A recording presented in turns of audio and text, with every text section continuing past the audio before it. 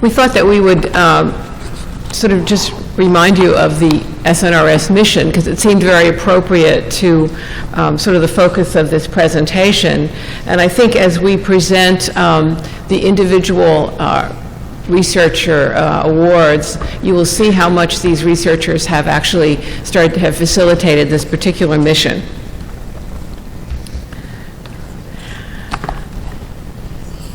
The SNRS Distinguished Researcher Award, which was established in 1996, had the following purpose: to recognize the contribution of an individual whose established program of research has enhanced the science and practice of nursing in the southern region and actually beyond. I think we really meant that, not just for the southern region. And so as Jean and I are now going to sort of be like I guess the Academy Awards or the Emmys. We're going to switch back and forth from now on in terms of actually presenting the distinguished researchers. And I see that there are some of you here in the audience, so I hope that when we talk about you, that you would at least stand and be recognized by your colleagues. So actually, as you had already heard, that D. Jane Wood was the first recipient of this award. And at that time, she was at the University of South Carolina. She is now retired and in Michigan, as you heard.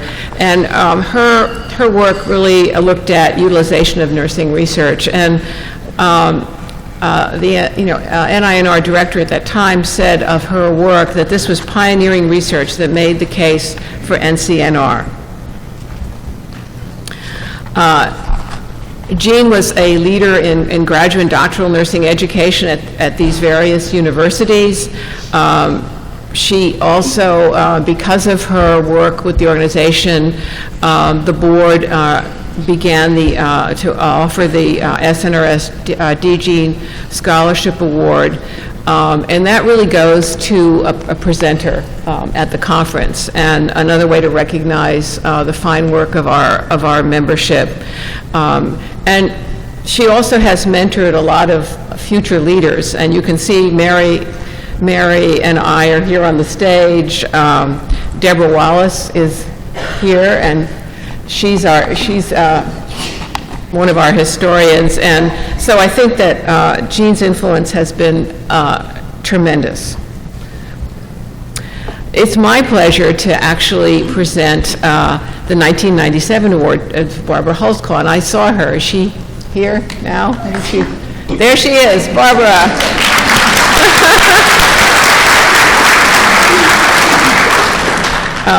Of course, Barbara and I, we were early popcorn eaters in the airport, and so I've known Barbara for a long time, and she was the research dean at the University of Texas Health Science Center in San Antonio, and as you can see, she's now interim. She never stops working. She's supposedly retired from San Antonio, but she's the interim assistant dean for research at Oklahoma University College of Nursing, and also obviously a faculty in the PhD program.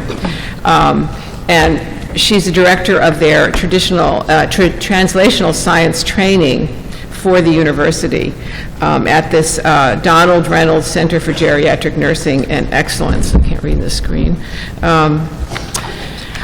As many of you know, Barbara's research really has focused a lot on thermoregulation, so that she really raised the consciousness of that shivering in an oxygen-consuming, fatiguing phenomenon with sequelae for vulnerable patients. She certainly taught me a lot about this when we were at San Antonio. And findings from her 2 major intervention studies demonstrated that shivering can be modified or prevented by insulating large thermosensitive regions of the skin extremities. Her interdisciplinary research has advanced bidirectional translation of nursing and basic science. She is really a pioneer in translational research. Congratulations, Barbara.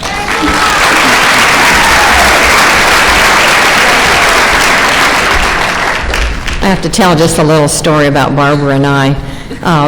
We were serving on SNRS board together, and I was a brand new board member and did not really know Barbara very well, and we were flying back. I think we were both we must have been in Texas at that time, and Barbara had food poisoning, and our planes got delayed, and we had to spend the night in a hotel somewhere, and Barbara and I got to know each other very well. So I've always remembered that. It is my great pleasure to do the 1998 Distinguished Awardee, and this is Dr. Cornelia Beck, who happens to be one of my very good friends. And she is at the University of Arkansas for Medical Sciences. She's at the College of Medicine in Geriatrics and the College of Nursing, where she is a professor. And the title of her presentation was Kaleidoscope. I want to acknowledge that she received a Lifetime Achievement Award from the National Gerontological Nursing Association and the Maureen Reagan Award from the National Alzheimer's Association. Very large awards for a nurse. So,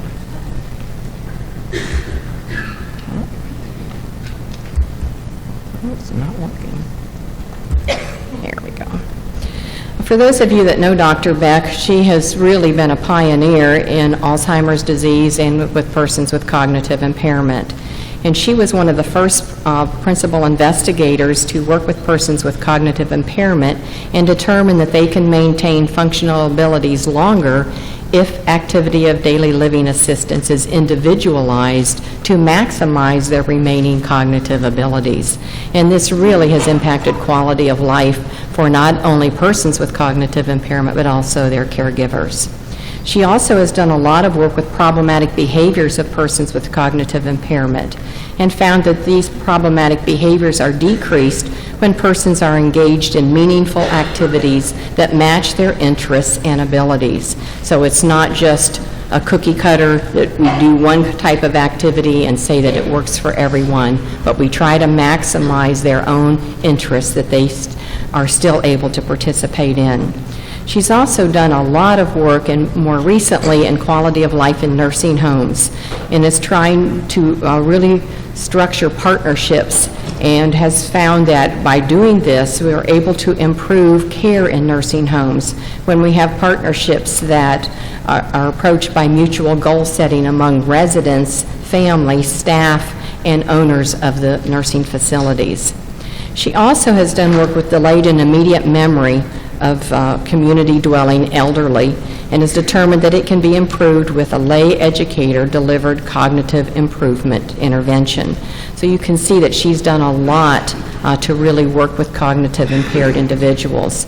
She also is the first nurse, and I believe the only nurse, to direct an NIA-funded Alzheimer's disease center, which has impacted the lives of many, many individuals. She is a seminal researcher in Alzheimer's disease and is really a wonderful mentor to many, many people sitting in this room. The 1990 recipient is Joanne Harrell, professor, University of North Carolina, Chapel Hill. And her topic was physical activity in children. And I'm very familiar with Joanne Harrell's research since it's also in cardiovascular. Are you here, Dr. Harrell? Stand up.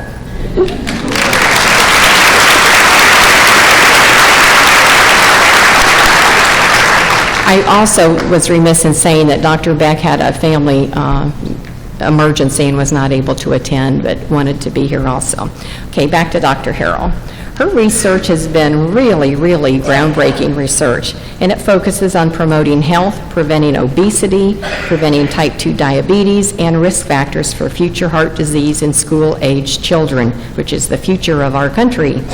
She has presented data from her studies to help pass legislation to mandate an increased amount of physical education in North Carolina schools. So in other states, we're decreasing physical education requirements, and we've seen risk factors increasing in our children. Dr. Harrell's research was able to really provide evidence about why we needed to increase physical education, and was able to have North Carolina actually pass that legislation.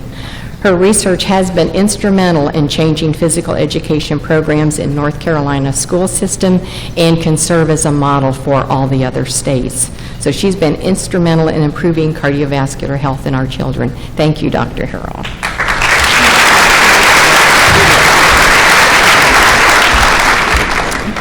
It's my pleasure to present the 2000 awardee, Barbara Parker. And I don't know if Dr. Parker is here. Is she? No. She is the Teresa A. Professor of Nursing at the School of Nursing, University of Virginia, and her title of her presentation was Incidents of Violence in the Year Before and Following Pregnancy. Dr. Parker has worked a lot with intimate partner violence. She conducted an empowerment intervention for abused women in conjunction with Dr. Judith McFarland, who is also a distinguished researcher. She also has worked with Rick Steves to really study the experience of children growing up in a home where one parent killed the other. And obviously is continuing to do a lot in terms of violence associated with pregnancy. Dr. Parker really increased the recognition of violence and the impact on health in women and children.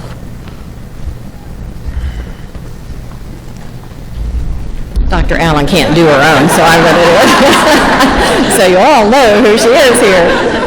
And as you heard, she is the Dean, University of Maryland. The title of her presentation was Weight Management in Ethnically Diverse Women. Her program of research has been varied but very important.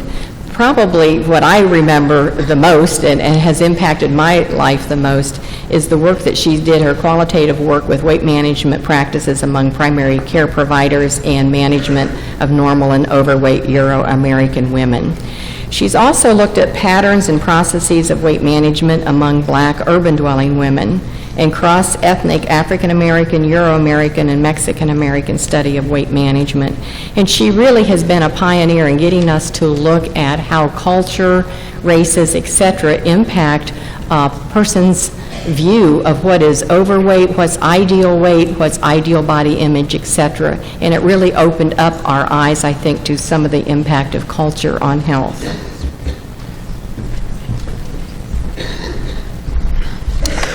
The 2003 awardee was Diane Holditch Davis, and I think she's here. I think I see her. Stand up, please.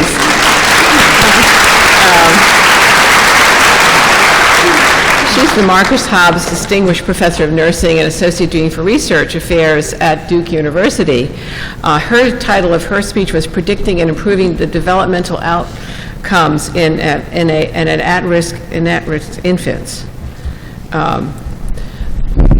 In the interest of time, we're going to sort of speed up a little bit in terms of, so we want to get through everybody's program of research. But you can see that her program of research has great depth and has focused over the years on high-risk infants, looking at, parent-child interactions, the long-term effects of mothers administering sort of tactile interventions, decision-making around late preterm infants, social and biological risks in high-risk infants, and the effects of chronic lung disease and complications of prematurity on infant sleep-wake cycles.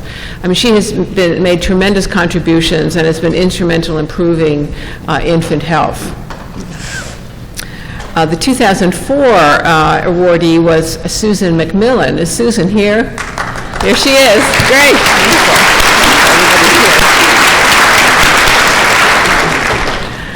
She is the Lyle and Beatrice Thomason Professor of Oncology, Quality of Life Nursing, Distinguished at the University, Distinguished University Health Professor at the University of South Florida, our sponsoring university. Her focus was psychosocial behavioral, Sorry, I did it, didn't I? Sorry, Kathy. It's Florida. Wrong one. That's like saying, yes, I understand. Yes, we have to have some humor. Psychosocial behavioral interventions on quality of life of hospice patients and caregivers. Dr. McMillan really has focused on symptom assessment and management in persons with cancer, the quality of life of hospice patients with cancer, again has developed a quality of life index, a caregiver quality of life index, and a constipation assessment scale. She has really made tremendous contributions to improving the life of cancer patients near the end of their life.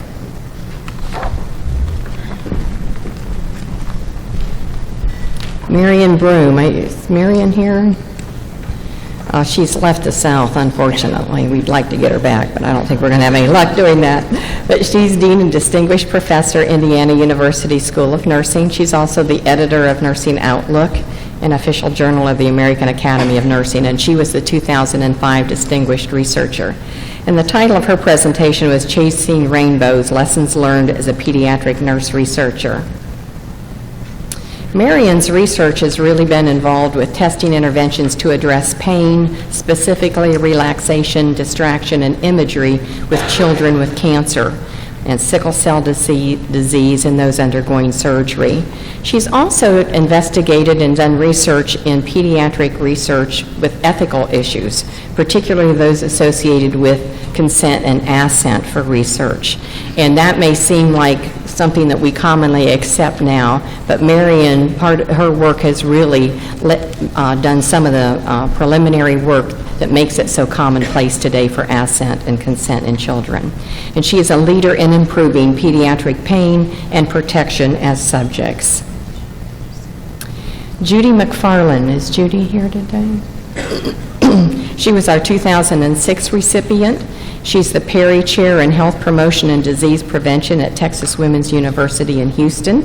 Title of her presentation was Prevention of Interpersonal Violence Against Women. Her research has focused on health effects of violence against women and children and effectiveness of interventions to prevent further violence in the household. She's been instrumental in bringing the problem of violence against women to the forefront. The 2007 distinguished researcher was Dr. Rick Steves, and I don't think he's here because he is now retired and doing other things, but he was a faculty member from the University of Virginia, and his program of research was really around the experiences of children growing up in a home where one parent killed the other, and has been a long-standing colleague of Dr. Barbara Parker. He also did a lot of work in qualitative methodology, and he really has made major contributions in that area of writing about qualitative methods. Nancy, are you here?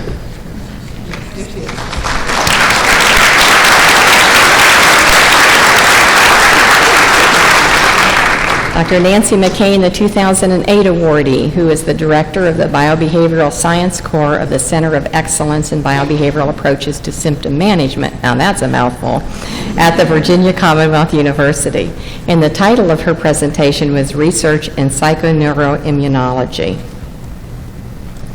Nancy's program of research has focused on psychoimmunology and has focused on testing interventions for stress management in persons with HIV infection and in women receiving chemotherapy for breast cancer. She has significantly contributed to the advancement of knowledge of biobehavioral mechanisms, measurement systems, patient outcomes, and focused nursing interventions.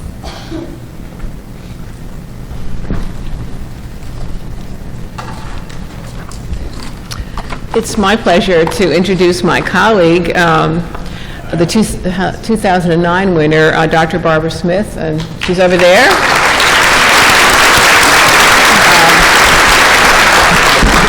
She's our Associate Dean for Research and Professor at the University of Maryland School of Nursing, and the title of her presentation was Aerobic Exercise Symptom Management in HIV. Just to be more dignified, I didn't actually put the picture in of how Barbara presented her topic because she borrowed my crab hat. And if you remember, she had this big red crab hat on as she presented her presentation, but this is a more dignified picture, Barbara. Her program of research has really, again, focused on individuals with HIV. She's primarily looked, because she's an exercise physiologist, she really has looked at aerobic exercise and its effect on symptom management. She's looked at HIV-related hypodystrophy in women, the effects of exercise on a variety of these factors that are listed on the slide. And she's looked at physical activity and nutrition interventions in HIV related to lipodystrophy. She also more recently has been being more international, and she's looked at protecting healthcare capacity by preventing occupational transmission of HIV disease among health professionals in Africa. So Barbara Smith has made, really tremendous contributions in improving the health of persons with HIV.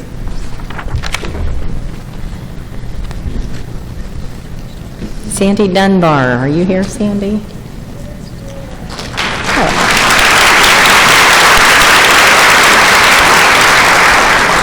Sandy was our 2010 recipient. She's the Charles Howard Chandler Professor of Cardiovascular Nursing and the Associate Dean for Academic Advancement at the Neil Hodgkin, I can't talk anymore, Woodruff School of Nursing at Emory University.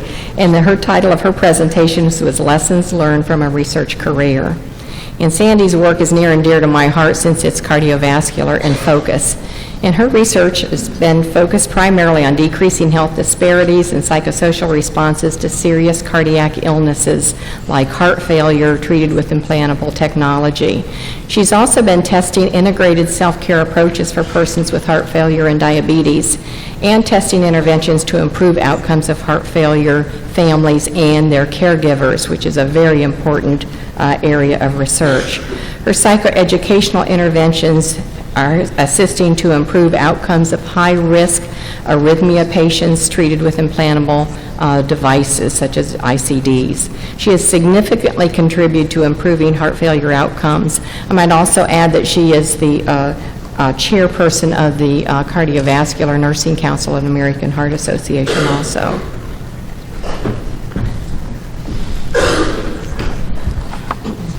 Well, this is a preview for tonight. The 2011.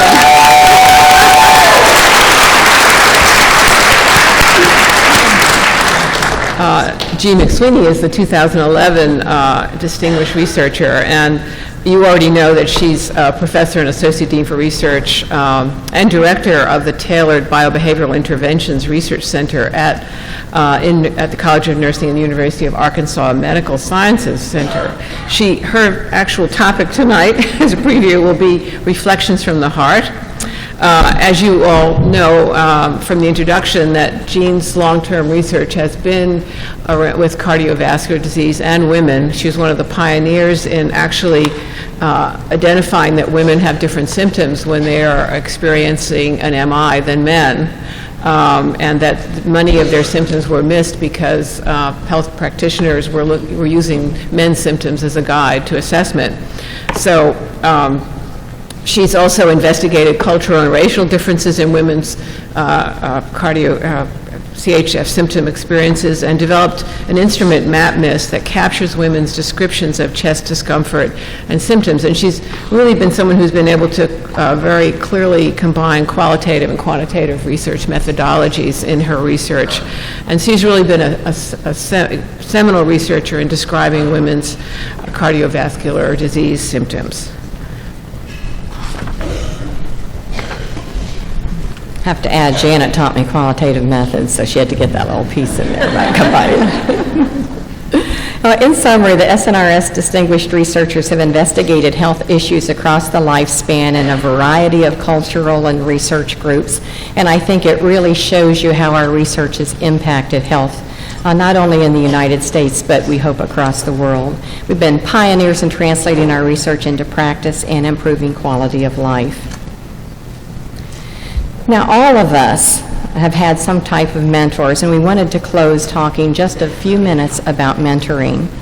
And mentoring is a dynamic interpersonal relationship between an expert and a novice characterized by mutuality of interests and needs, empowerment, accessibility, agreement on roles, and willingness to commit to the endeavor. All distinguished researchers had mentors and are our mentors.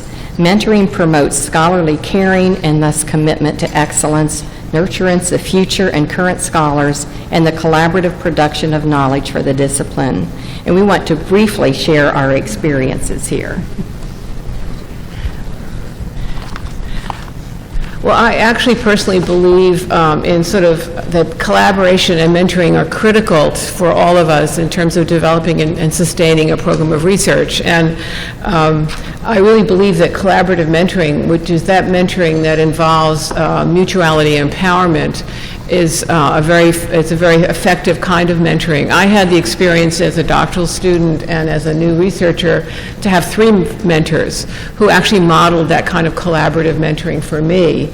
It enabled me actually to then be able to mentor students and colleagues in that same mode of mutuality and empowerment. And I think as a mentor, I received more from mentoring than I ever gave.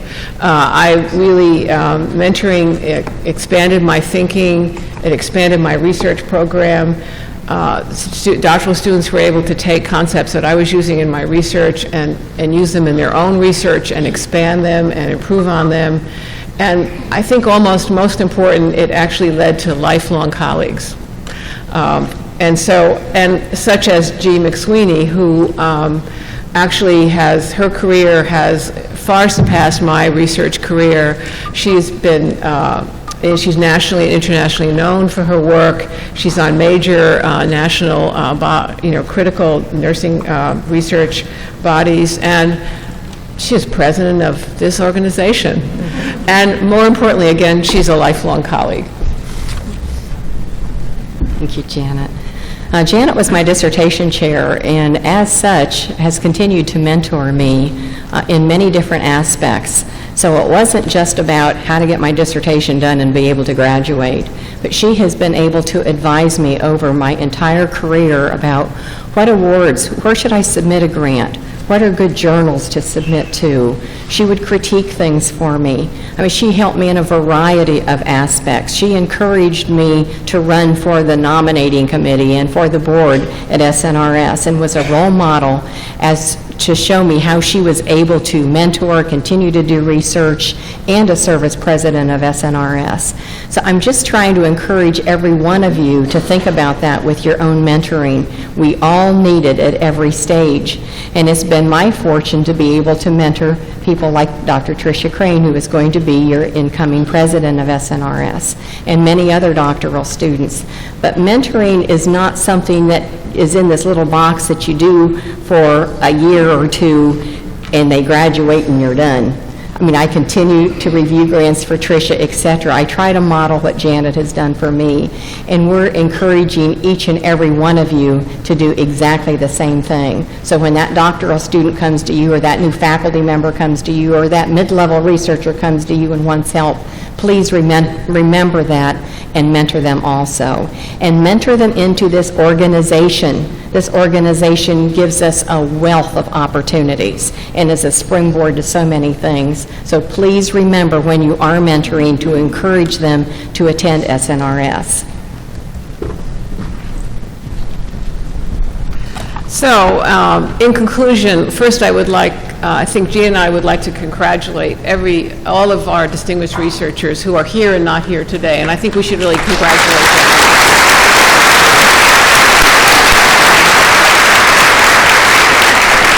And I think apropos, we're going to, Dr. Francis Collins, before he became director of NIH, did actually a commencement address at the University of Maryland, so I'm actually stealing from his commencement speech.